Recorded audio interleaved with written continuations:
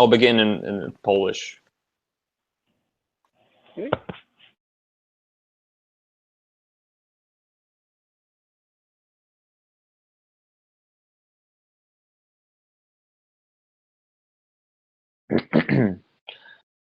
Witam Was wszystkich bardzo serdecznie. Mam nadzieję, że nie jesteście zdenerwowani tym opóźnieniem, jednak mieliśmy pewnego rodzaju techniczne opóźnienia. Na całe szczęście udało nam się już wszystko naprawić i Marty jest już z nami, tak więc mam nadzieję, że wybaczycie nam to małą obsługę, ale mogę już oficjalnie powiedzieć, że Moth, Martinez jest tutaj z nami. Wywiad będzie przeprowadzony po angielsku, tak więc niestety część z Was bardzo serdecznie przepraszam, natomiast jeżeli będą jakieś istotniejsze kwestie poruszane, to jak najbardziej będę tłumaczył to na język polski. Natomiast przypominam, że możecie jak zawsze w komentarzach zadawać pytania, na które nasz gość odpowie pod koniec. Hello Martin, how are you?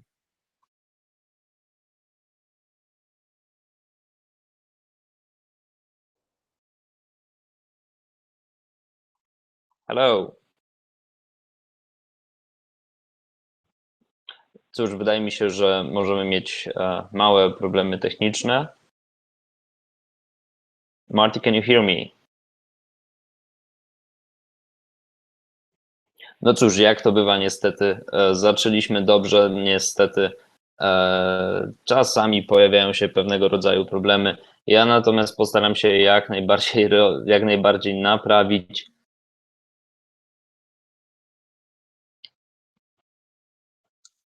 Dobrze, już wszystko widzę.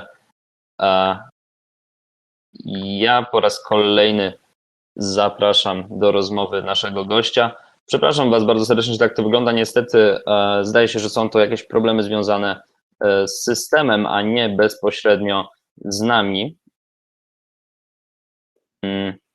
Tak więc będzie powód do śmiechu ze mnie i zapraszam bardzo serdecznie do tego, żeby mieć polewkę, bo takie rzeczy się nie zdarzają rzadko. W sensie często miało być. Przepraszam, chciałem być na osobę jak najbardziej profesjonalną.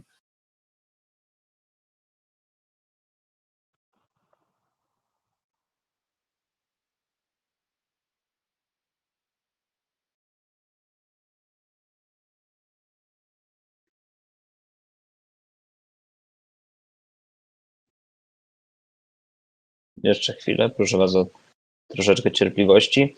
Żeby przybliżyć troszeczkę może wizerunek naszego gościa, Marty jest gwiazdą związaną głównie z Lucha Underground. Zaliczył bardzo dużo udanych występów, między innymi jeden z bardziej brutalnych meczy związanych właśnie z tą promocją, o którym również na pewno będziemy rozmawiać. Tak więc jest to zdecydowanie, myślę, ciekawa osoba, tym bardziej, że również bardzo ciekawy gimmick sobą prezentuje i w bardzo ciekawy sposób również o sobie opowiada. Okay, Marty, hello. I think something broke on the way. Google Hangouts might have some problems recently. So I made a brief introduction to our viewers about your story and how we ended up talking to you. First of all, I'm very, very honored. So how are you? I'm fantastic.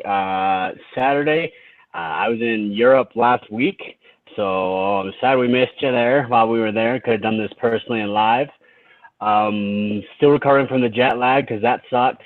But I decided to take this week off. I'm doing some business meetings. While we were trying to figure this out, I just got out of a business meeting. I'm going to be heading into another one here in about an hour. So very busy. I'm continuing to go. It's a great life to be having right now. All right, so we have a brief, I will need just a bit of time, so let's go with everything very, very quickly. Słuchajcie, Marty ma tylko godzinę czasu, tak więc musimy się pospieszyć, ale już zaczynamy. Marty, so the first and the most basic question in my opinion, how did it all started? How did you become a wrestler? Were there any inspirations for you, or was it just a childhood dream, or you realized you want to do this a bit later maybe? I actually did decide, I didn't know about wrestling until later on in my life. Some people talk about they were kids growing up and then they saw wrestling and they wanted to be this person or that person.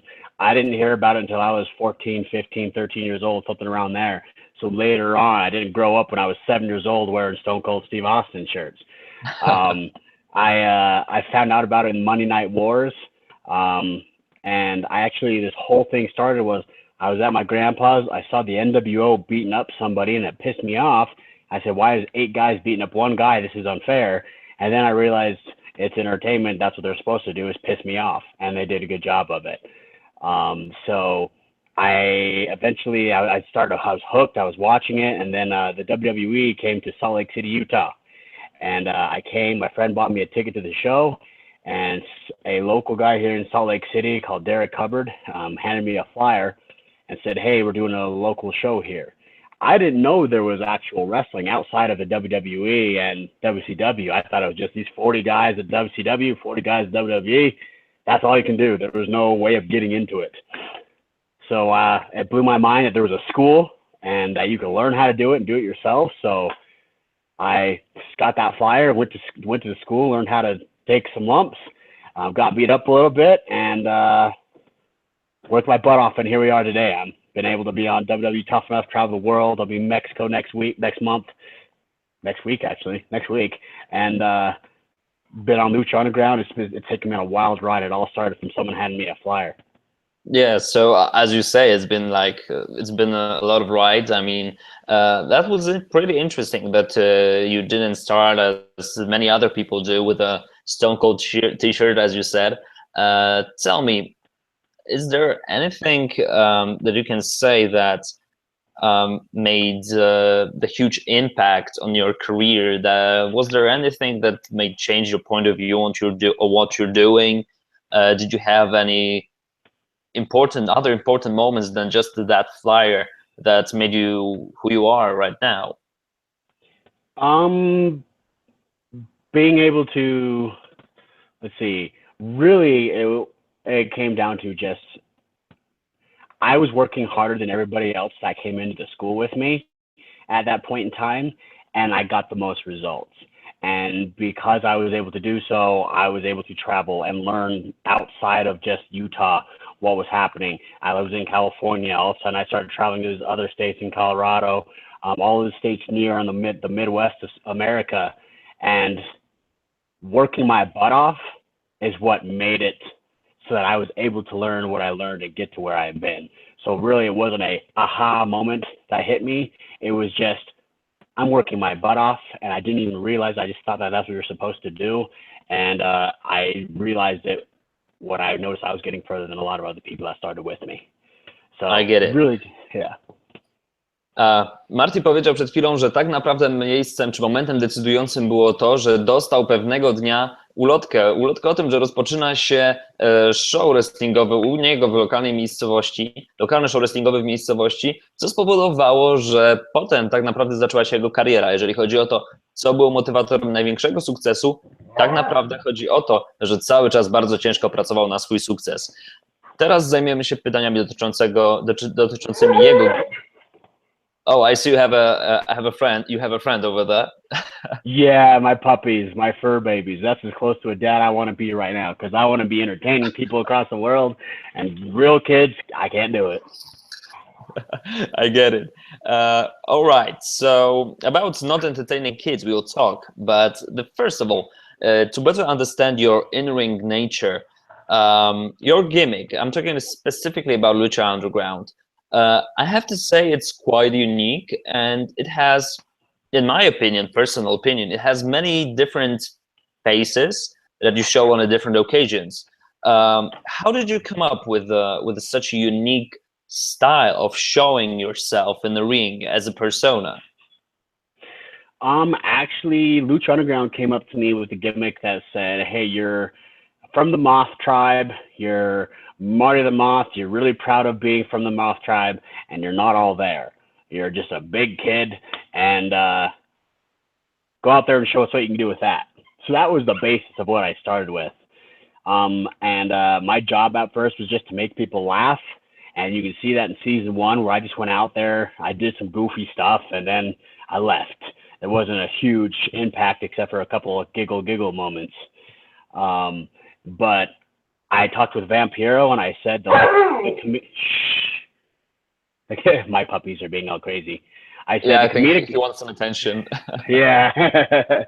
I said the comedic relief isn't going to be holding championships, and I would like to make this a long career out of this. And so I talked with Vampiro. He said, let's make this darker. And so after talking with Vampiro, if you're going to make a character darker in wrestling, talking to Vampiro is a good way to go, because Vampiro is creative and he's one dark guy. So we threw around some ideas, and really I just started doing my research. I'm an actor as well. So in acting, you get a character, you even get one line, you figure out where the character came from, how he grew up, what is his likes, what is his dislikes. And so I started researching a bunch of serial killers. John Wayne Gacy, Jeffrey Dahmer, all these serial killers, especially the ones like Bundy, who you and Bundy could sit there on the same table together and not know that he has 7 bodies in his basement. But he's having a regular conversation just like this. That's creepy to me. It's more creepy to me that I could have a conversation here with you and I could have big bodies in my basement versus someone like Freddy Krueger or something that are just kind of, they're there and then they're not realistic.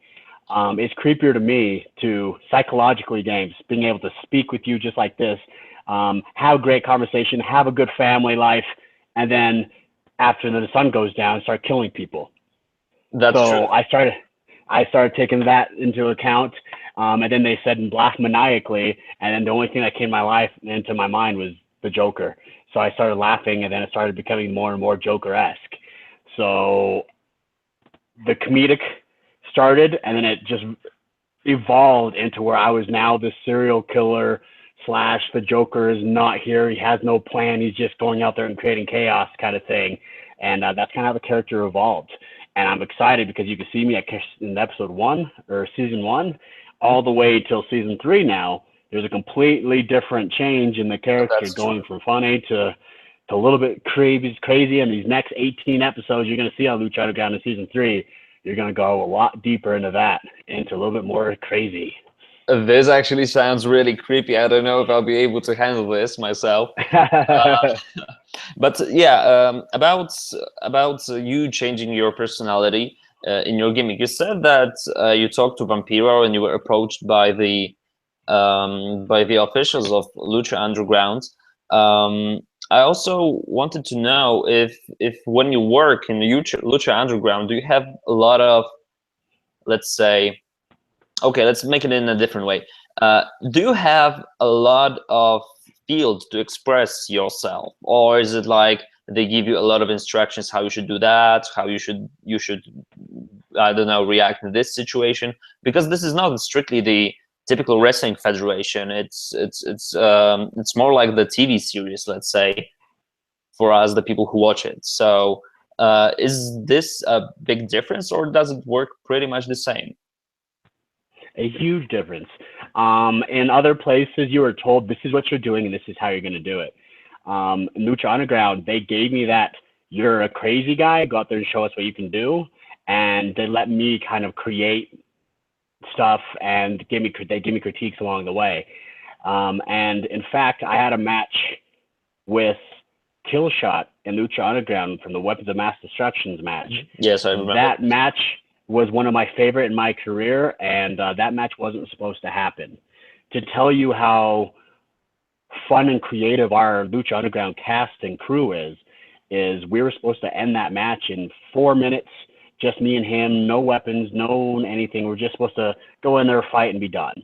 And me and him talked with the writers and said, I kind of like what we got going on with the dog tags. I like punching him in the face. He likes punching me in the face. Can we give us a couple more minutes to end this right? After they already gave us what we were supposed to do that day.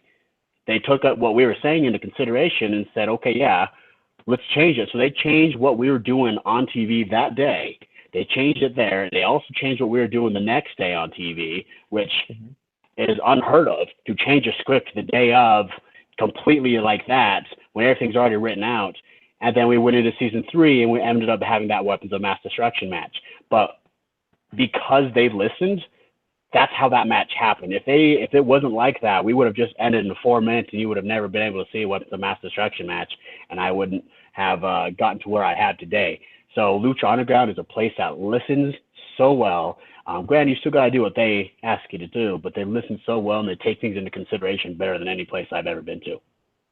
This sounds pretty good, actually, to me. Especially, it sounds also weird because, as you said, it's unimaginable to change the script at the same day when you're shooting, and especially it's not a house show. It's not just a live event. It's just creating some real material for the TV. And there's, like, if I understand it correctly, no place to make the double. Exactly. It's a TV show, 100%. Like you said, it's a TV show as compared to a wrestling product. And that's why I think Lucha Underground is so different, is we're a TV show with wrestling in it versus a wrestling show with a TV program. So you'll never see Tom Cruise go into Mission Impossible, the next Mission Impossible 7 or whatever it is, and say, I don't want to do this today. Let's change it up and do this. Yeah, that's true. So just the ability to do so and the willingness for the guys to listen and take a little trust in us, it was very cool, and it's created something very great for us so far. Okay. You said something, actually I wanted to say the same, but you were faster than me. Your match with Killshot, the weapons of mass destruction.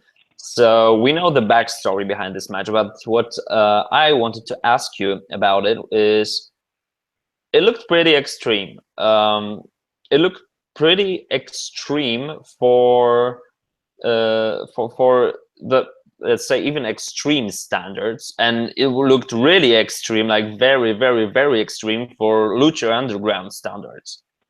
Are you not afraid of creating matches like this? No, actually, I think after wrestling for so long, I kind of just decided, if I make something a moment for the fans to interact with and get an emotion out of more than, oh, this is going to hurt really bad. It's probably stupid on my part to take everybody else's fun over my personal health, but that's kind of what you sign up for in professional wrestling, is to make sure your body hurts and for the entertainment of others. But I knew this was going to be something special, and I knew that this was just going to be really fun. They gave us all the tools in the world. We had grenades, we had ammo boxes, we had missiles, we had machine guns. So I knew this was just going to be super fun, and the adrenaline was running so hard. I could definitely feel all the pain, but it was almost like I could feel the crowd even louder. And so that's why I wasn't scared in the slightest. I was mostly just worried, okay, let's make sure we make this good for the fans. Yeah, it surely looked very impressive. For me and for many people probably watching as well, that will watch us later, it must be really amazing, because we actually don't usually get a chance to know what's sitting inside of a wrestler's head. So I'm very thankful for this information. But I have to ask you this question. During your professional career, was there, let's say, a moment when you were scared of I don't know, let's say, executing one single move or the whole situation? Because still it looked pretty extreme, as I said, and there was a lot of adrenaline also. But were there any moments that made you think like, oh, maybe I shouldn't, maybe I should not do this? There's moves out there that I've never taken before that I sat and thought about, like, I have no idea whether I'm going to hit that right or if my neck's going to break. But I think I'm a little bit too trusting on people. So Killshot has a move where he picks you up here, he takes your head, bends you in half, and then crams you on the ground. Yeah. That was one of the moves where I'm like, I have no idea how that's going to work out, but I trust you, so let's go. Don't kill me.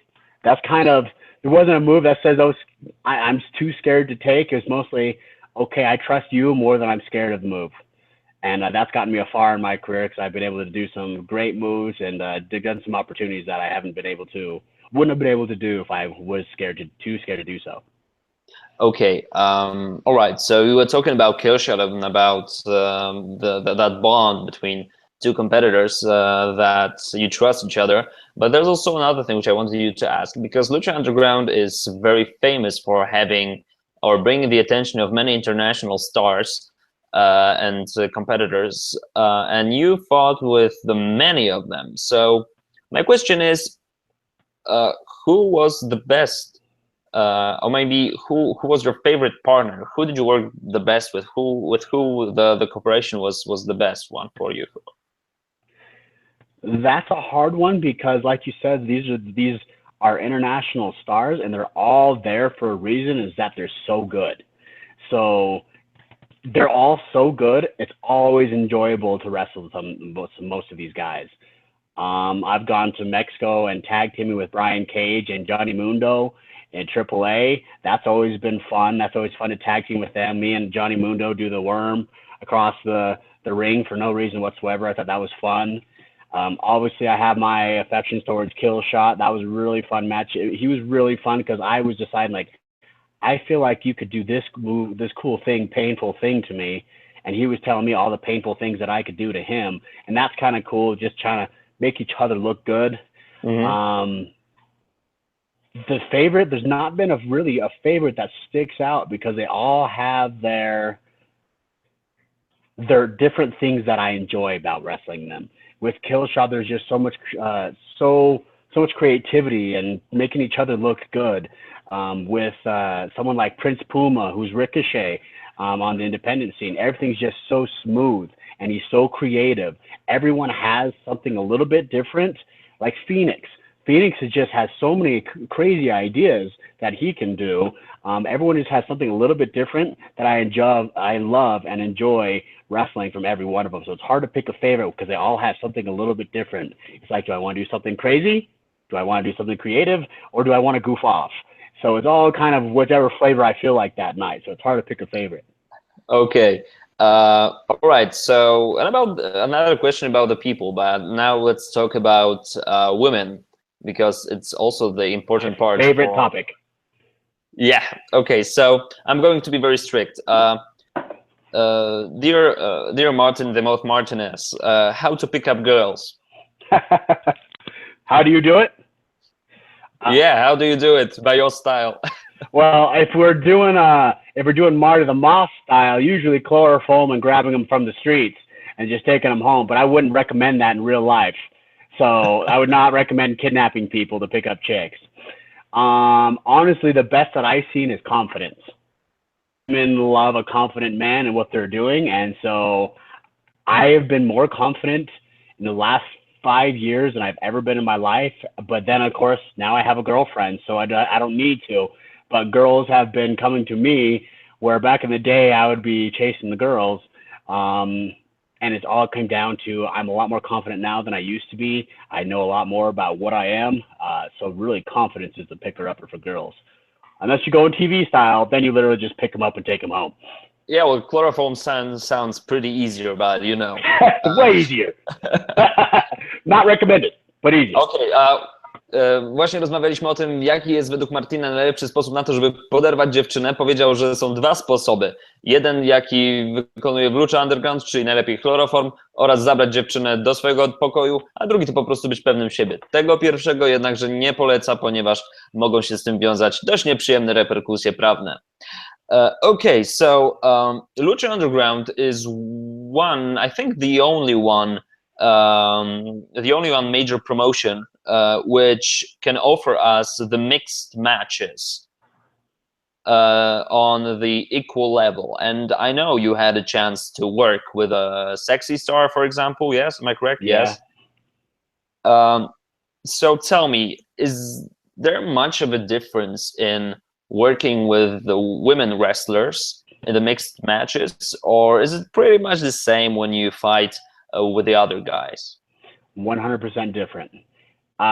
Because you got to think about, what does a regular fan or somebody that's not into wrestling see when he sees a 240-pound dude versus a 95-pound sexy star? What do they see? So you have to make that believable on the stuff that you can do. She's not going to pick me up and throw me around. That's true. In wrestling, you can make it that way where she can pick me up and throw me around, but it's just not believable. The whole point of wrestling is to disband or change your beliefs so that you're believing what's happening in front of you and that you're okay with what's happening. And it's not just like, well, okay, I see the strings pulled. I know this is fake. No, you want to make sure that it's believable. So really with women, it's 100% different because it's mostly psychological. If she runs into me full on, she's going to fall down. She's not going to push me anywhere. So you have to be a lot more creative. If I was to punch Drago in the face, it's going to have a completely different effect than if I was to punch Sexy Star or Melissa Santos. So that's something that we can play with the crowd, knowing that if I punch Melissa Santos in the face, number one, she's dead. Number two, the crowd's going to have a complete different reaction than if I was to punch Vampiro in the face. So we have to just play a little bit more on the psychological level on what makes sense and what works and what kind of story you're trying to tell. So that way you can put out the best story possible that's believable and that people are interested in seeing.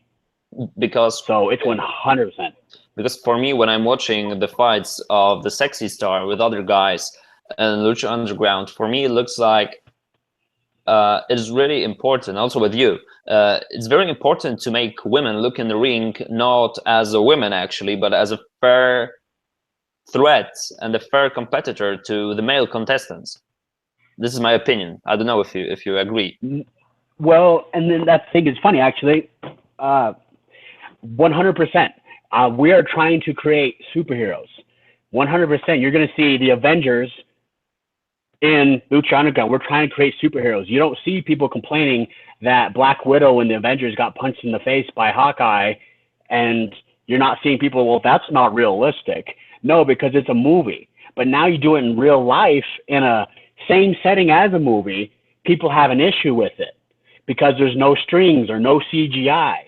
No, that makes us better because we have to do it right the first time and there's no stunt doubles.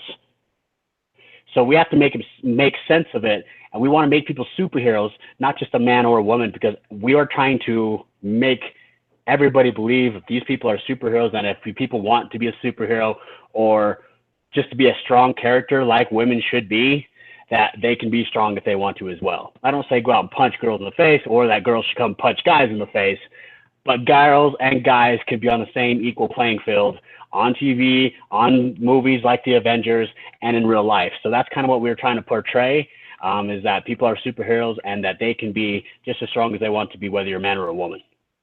Okay, give me a second, I'm going to sum this up in Polish. Słuchajcie, rozmawialiśmy z Martinem o tym, w jaki sposób tworzy się walki razem, walki mieszane między kobietami oraz mężczyznami w ringu. Na przykład porównałem to z sytuacją Sexy Star w Lucha Underground. Powiedział, że ważne jest to, żeby przede wszystkim tworzyć show, które będzie wiarygodne i które nie będzie zdawało się być nieautentyczne, czyli na przykład, że wielki facet po prostu walnie bardzo mocno kobietę, ponieważ nie o to chodzi. Chodzi o budowanie postaci, chodzi o budowanie superbohaterów. Tak jak w filmach na przykład, jak w Avengersach, kiedy Czarna Wdowa jest w stanie zbić każdego innego gościa, ale chodzi o to, żeby to było przede wszystkim wiarygodne. Ja również przypominam tym wszystkim z Was, którzy oglądają nas na żywo, że możecie zadawać pytania. Jeżeli się skusicie, to może pod koniec zostanie nam troszeczkę czasu, żeby na te pytania Martin odpowiedział. Okay, we already talked about Lucha Underground a bit, but I wanted to ask you a few more questions about it. So, let's say, the way they produce their shows, is this something that you like more than a classic wrestling events? Does it really work actually almost the same as the wrestling events, or does the TV show atmosphere ruins a bit the wrestling show that you're supposed to bring to the audience? Because I understand that the audience and the crowd, they are the live audience, so they react as every normal crowd. Yeah, I actually think it's pretty similar as far as the wrestling aspect, because we'll shoot those vignettes you see where I'm talking with Dario Cueto, or I'm kidnapping Sexy Star, or some of the stuff you're going to see here coming up, that is all shot on a different day, and that's 100% Hollywood. That's acting. I get a script, and I go over the lines. We do the scene like we would on just like a regular Hollywood TV show. I just got done with an Adam Sandler movie recently, and it was the exact same. However, the days that we're in wrestling and we're shooting that live show in front of everybody, we have rehearsals for the cameras and everything, but they have no idea what we're going to do inside the ring, and most of the time we don't either. We just kind of decide, okay, I'm going to fight him. This is what we're going to do. Cool. So we don't know if we're going to end up over on this part of the stage or this part. And that part, as far as the live crowd, is just like in wrestling. So it's great because we have the aspect of wrestling, just like what you're seeing on most wrestling shows, except for a higher production value and a lot more care on what they're trying to do. And you also have on separate days the vignettes and the acting that you see that has made Lucha Underground what it is, just that Hollywood aspect of things on a completely separate day. So with Lucha Underground, you have them both, and they're not interfering with each other at all. It's an amazing way that they're actually doing this. For me, this is the very unique and amazing way to sell the show, actually, because there are no unnecessarily fillers, and there also action is going very quick and very dynamic, and it's just 45 minutes per episode. And about episodes, I understand if you cannot answer some questions, but I was actually wondering, how many episodes do you do one time in the studio? We will film during a weekend, so we will shoot either 2 or 3 on Saturday and 2 or 3 on Sunday. So we could shoot 4 to 6 episodes in one weekend. So we could have 4 to 6 wrestling matches that weekend. So it could be very tiring, or it could be very relaxed, where they usually have it where you're wrestling at least twice, but you're not necessarily wrestling every single day. So they do it very well, but we still tape 6 episodes, 4 to 6 episodes in a single weekend. So it's fun. It can be exhausting, but that crowd is there the entire time, and really the believers being in that temple is an amazing atmosphere, and they're there no matter if we're there for 4 hours or 5 hours or what. They're there and on their feet and excited. Yeah, you also mentioned the temple. The temple is a very unique concept for me because it's something totally different than just the so-called arena. Matt Striker and Vampiro always refer to the Lucha Underground show as the temple, the events happening in temple. How do you like the idea of forgetting about just the show and about the arena and talking about the true underground that you're participating in? I love the fact that they're trying to put that underground secretive feel to it. All the stuff in there is state of the art. The weight room we have in there is amazing. They're brand new dumbbells, brand new weights and everything, and then they Hollywood it up so that those things look like they've been there for 50 years. So it's amazing because we know everything's safe, everything's new. It's just like it's underground, and they made it look like this whole new feel and raunchy grindhouse feel to Lucha Underground. And I love it because everything in there, and I want the fans to know this, if you watch any of the vignettes, all the graffiti that you see in the temple, everything means something. They're not just going in there and saying, hey, we need to put graffiti on the wall here to make it look cool.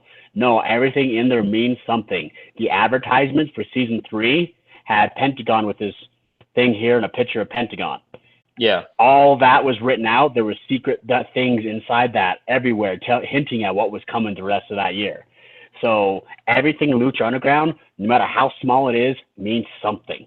So that's why I love about the temple, because everything in there has something to do with something. It's just you have to look at it to find out.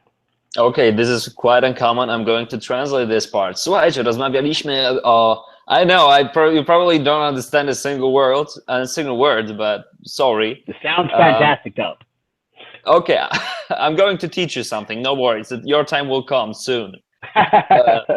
Słuchajcie, rozmawialiśmy przed chwilą o świątyni, która występuje w show Lucha Underground i tak jak Marty przed chwilą mi powiedział, Jest to, słuchajcie, naprawdę niezwykły ewenement, ponieważ nie wiem, czy oglądacie Lucha Underground bardzo często, ale w tej właśnie świątyni pojawia się mnóstwo różnego rodzaju dziwnych, magicznych symboli, graffiti, znaków i Martin mówi, żeby zwracać na nie uwagę, ponieważ każdy tego typu znak coś najczęściej oznacza i nawet trailery do chociażby 3. sezonu związane z tym, jak Pentagon Junior pokazuje na plakacie ręką charakterystyczny znak, to są wszystko rzeczy, które potem gdzieś się pojawiają i są ze sobą jakoś połączone. Różne feudy, różne sytuacje, czy różne wątki fabularne. Tak więc Lucha Underground tworzy naprawdę niesamowity klimat właśnie poprzez świątynię, właśnie poprzez te małe dodatki, których brakuje i których nie da się wytworzyć w takim show, jakie oferuje WWE, ponieważ nie można stworzyć jasnej fabuły, serialowej fabuły, czymś, co nie jest serialem. A Lucha Underground to przede wszystkim serial. Przypominam jeszcze raz, zadawajcie nam pytania. Mam jeszcze co prawda około 20 minut, żeby z Martym porozmawiać, ale może kilka uda się przekazać. Tym bardziej, że jest naprawdę bardzo duża okazja, żeby z wielką gwiazdą Lucha Underground pogadać. That was approximately like one sentence in Polish, no worries. That sounded great. I'm jealous you know another language. I'm trying to learn Spanish now, and then maybe hopefully Polish will be down the line here, but Spanish first so I can know and understand what the heck Drago's saying to me before he punches me in the face. Oh yeah, I actually wanted to ask, that was another question. How's your Spanish? How's your Spanish? Estoy tratando de aprender español más, pero no practicar, no personas to practicar con. So. Okay, I didn't understand anything. I don't even know if I've all the way said it right, but I'm trying very hard to learn Spanish. The big thing is I just don't have someone here day to day to speak Spanish with and practice with. When I go down to AAA, I get to speak a little bit of Spanish, but at that time, we're figuring out what we're going to do during the wrestling match. I don't get to speak a lot of Spanish, and for some people in Mexico, they either want to learn a little bit of English or they don't care at all. So some will be more willing to try and learn with me, and some won't. So I'm trying to learn Spanish as much as I can, but it's been harder than I'd like. No worries, you sound quite convincing, to my personal opinion. It's that confidence thing. I could have said anything and that just made it up, and it would have believed me. Yeah, burrito, taco, sombrero. There you go. Just add an O to the end.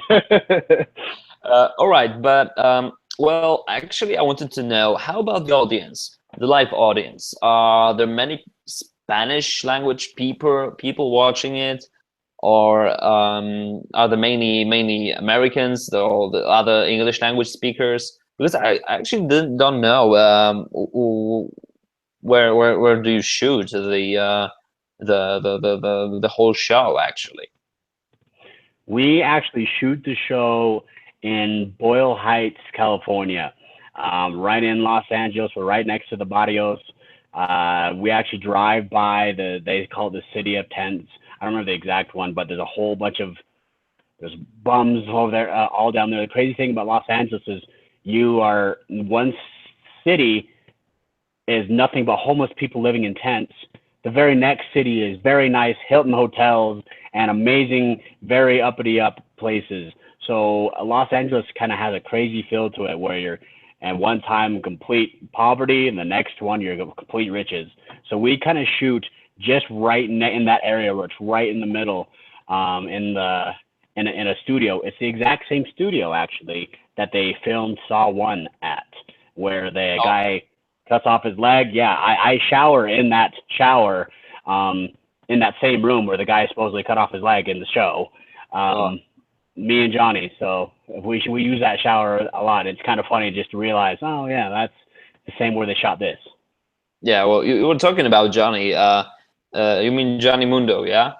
Yeah. Yeah. I'm just asking because, like, I was when I was growing up, he was like one of my idols. So yeah. I mean, this is quite cool actually, that there are so many people that I can cheer up for and I can look up to as a wrestling fan. You know, like you, like Johnny Mundo for my personal reasons, and also Matt Cross. So you're like three musketeers for me, let's say. Well, thank you. Of Lucha Underground. So maybe we have the interview with Matt Cross. We have you, so maybe Johnny will be next. Hopefully. Johnny actually is one of the first guys in the WWE that I talked with, and I don't think he remembers this at all. I wrestled a guy named Rob Conway, and he was in La Resistance in the WWE. I wrestled him, and then I actually had Monday Night Raw the next day, and I asked him, hey, how do I do this backstage thing? I've never been backstage in the WWE. This was clear back in 2007 or something. And he says, well, let me just send you to my friend Johnny Blaze, or Johnny, I don't even remember what his name is, Johnny Nitro or something like that, because he has a million names. Let me send you to him. He'll show you the ropes. So I actually went up to him, first person I talked to when I was back there, and I said, I have no idea what I'm doing. Can you just make sure I don't do anything stupid? And he kind of showed me kind of what to do, what not to do. And the funny thing is here we are years later, and now I'm over here promoting his movie. I'm sleeping over at his house. We're hanging out, and I have his fanny pack. We have matching fanny packs now of the Lucha Underground title. So it's crazy how life works out. So I know exactly what you're talking about, where growing up with someone, oh my gosh, it's this person. Now I'm hanging out with them. So it's amazing. It's an amazing story. And dude, wrestling has been able to do a lot of things for me. Yeah, it sounds really crazy. I hope I will have a chance someday, maybe, or I'll just start training. But I think I need a bit more It's gym. right there. You're close. You're close. Don't hurt me, man. You're close. Yeah, man. I might look thin, but it's like all about the strength, about the muscles. It's all about the brain. Yeah. All right. How much time do you have actually? Because it looks like 20 minutes to me, but I'm not sure how it works for you. I'm good. Okay. So if we are just pushing your time, just tell me. I wanted to talk about your WWE adventure, about Tough Enough.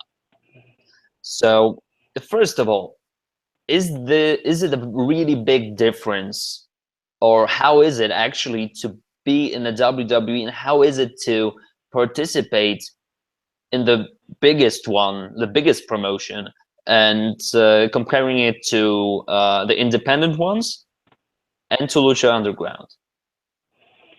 The WWE, I've always able to work extra work, and then WWE Tough Enough. I've just noticed the production value is on a whole nother level at the WWE. Also, people seem to have a lot less fun. When we go to Lucha Underground, we're hanging out. It's like go seeing your family again, seeing your friends. We're hanging out. I'm slapping the producers in the butt, saying, hey, what's up, man? I'm hugging everybody. I have my shorts hiked up to my waist because I don't like wearing pants. So I have my shorts hiked up to my hiker here. I have that happening during rehearsals. I have fun. That's what Lucha Underground is. That's what some of the independence is.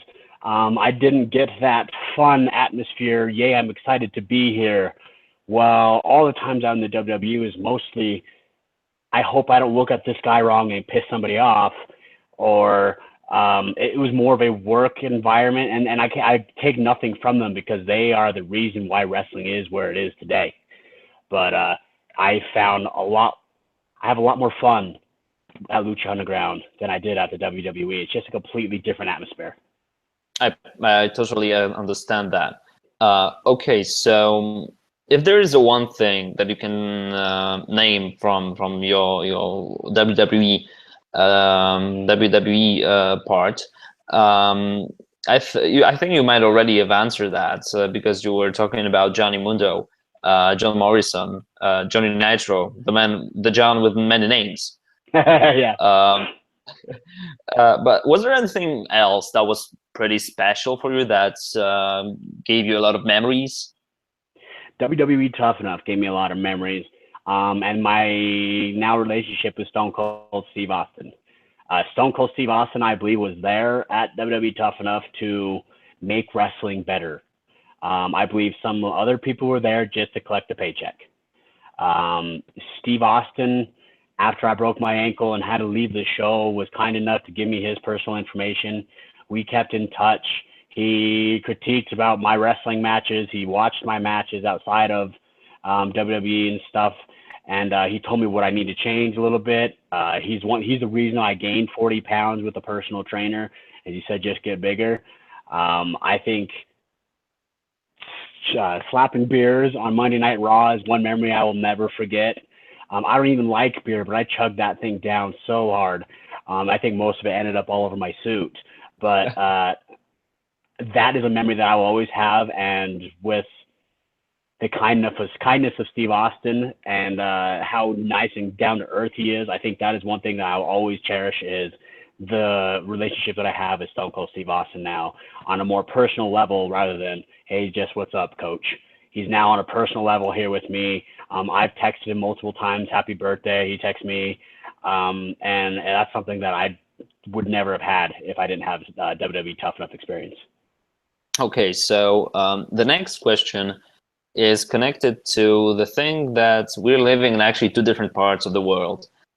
Here in Europe, it's, let's say, wrestling is still very uncommon, maybe except UK and Germany, mostly UK and Germany. But in many countries like Poland, for example, or all the countries of the Middle or Eastern Europe, wrestling is not that common. We do not have usually the promotions that are able to get enough money to work by themselves. So getting in contact with international stars like you, like the guys you mentioned earlier, or even Stone Cold, it seems pretty unimaginable to us. But that's why I have to ask this question. You said about the close relationship with Johnny Mundo, with Stone Cold. Are the people in the business, the wrestling industry in America, close to each other? Is it easy to have the relationships like, hey, yo, we're, as you said, drinking beer together, hanging out after some part of some work you did together, like with Stone Cold or you with Johnny? Is it like an open environment? It's definitely, the ability is there, but it's just like any other job. Some people you don't really click with, some people that just get on your nerves, and some people become your best friends. It's crazy with wrestling because when you're going to a show, usually they've worked very hard at a certain level to get on this show. And then so you automatically respect that, and then they automatically respect that out of you. So there's this understanding of this person has worked hard to get here, and really it's just getting together. It's just like any other job. Some you love, some you hate, and some you just deal with. And some will go out for beers with you, and some you want to give the finger to. So it's just like any other job, and except we just get to see each other every weekend versus, and in some cases, I haven't seen my Lucha pals since November, except for some indie shows and AAA. But it's just like any other job. Some people you love, some people you hate. I understand. I don't hate anybody. I don't have time to hate people. If they hate me, I don't care. But I don't have time to hate people. I don't have time for negativity in my life. So I just love everybody. If you want to hang out with me, cool. If you don't, whatever. I don't have time to hate people. I love with the people that love with me, and that's about it. Okay, I kind of get it. Okay, so we're past the people. We were past the Lucha Underground part, and also past the beginnings of your career. So right now, I think the important question is, what is the future, the nearest and the furthest one for you? What are your goals? What are your dreams? What are you going to do to achieve them? One of my goals is to be a millionaire by 35. I have three more years to do it. I opened up a supplement company as of last week. We started shipping product in January, so I opened that. I'm buying a second house for another stream of income as well. I'm wrestling everywhere, every weekend. This is just a weekend that I didn't want to wrestle because I wanted to catch up on my health and stuff. I was just in an Adam Sandler movie, and I hope to do more movies like that. It was a very fun experience, and they paid a crap ton for me doing not a lot. So I like that. You're going to see a whole lot of me in rings around you and hopefully on a TV screen around you. I have a big plans with between helping people feel better financially and physically with my supplement company, as well as being on people's entertainment stream, on being in movies and being in wrestling. So I have some big goals here. Lucha Underground champion is definitely in the cards for Marty the Moth as well. All right, so I guess that you're friends with Johnny only for some time, because if he doesn't get rid of that championship, he might become your worst enemy, or actually you might become his worst nightmare. That'll make sleepovers awkward. Okay, no worries. I'm not going to show this video to him. All right, so yeah, this sounds pretty convincing. I mean, by 35, I'd also want to be a millionaire. So I think I might look up to you. So you can give me some advices or anything when you get there. I have a task for you actually, because we're heading to the end. And the task comes from the chat, and the task is that you have to say "Pozdrawiam polskich fanów wrestlingu," which basically means greetings to all the Polish wrestling fans. Are you sure you're not making me swear at something or something? No, it's nothing bad really. Like, sure, like, no worries. The reason I asked that is because when I went to Germany and wrestled for Alex Wright's place, they tried to just have me say all sorts of things.